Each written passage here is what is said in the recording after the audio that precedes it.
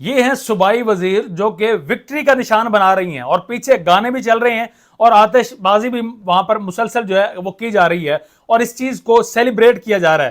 ایک طرف petroleum prices, ایک طرف مہنگائی اس وقت آسمانوں کو چھو رہی ہے اور دوسری جانب ان کے چونچلے نہیں ختم ہو رہے اور ان کی جانب سے وکٹریوں کے نشانات جو ہے بنائے جا رہے ہیں.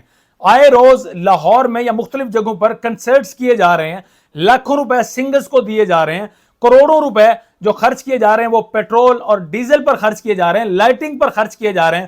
اور آپ کے لیے کیا ہے؟ آپ کے لیے احکامات ہیں کہ 9 بجے کاروبار آپ نے بند کرنا ہے، 10 بجے تک کوئی ہوٹل بھی نہیں کھلی ہونی چاہیے، کیونکہ ہم بچت پالیسی پر جو ہے عمل پیرا ہیں.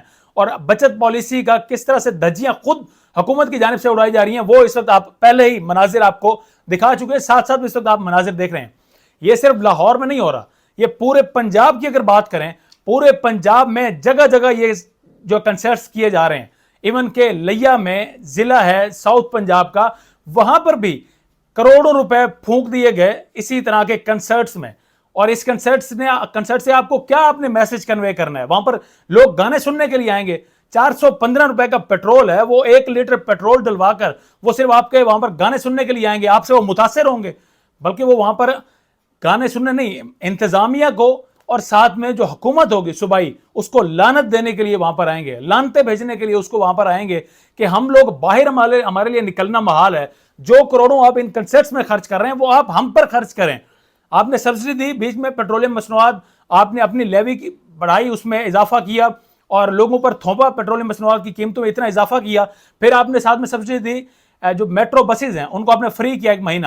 تو یہ کروڑوں روپے یہاں خرچ کرنے کے بجائے اگر دوبارہ وہی میٹرو کم از کم فری کر دی جاتی، لاہور کے لوگوں کو فائدہ ہو جاتا، پنڈی کے لوگوں کو فائدہ ہو جاتا، جو یہاں پر جاب کرتے ہیں انہیں کم از کم فائدہ ہو جاتا. اگر آپ نے پیٹرولیم مصنوعات کم نہیں بھی کرنی، میں اس وجہ سے کہہ رہا ہوں، میں اس کو ڈیفینڈ نہیں کر رہا، 200 سے زیادہ لیوی آلریڈی یہ پیٹرولیم مصنوعات میں لے رہے ہیں، اس کے لیے تو انہیں شرم نام کی ان میں کوئی چیز ابھی باقی نہیں بچی.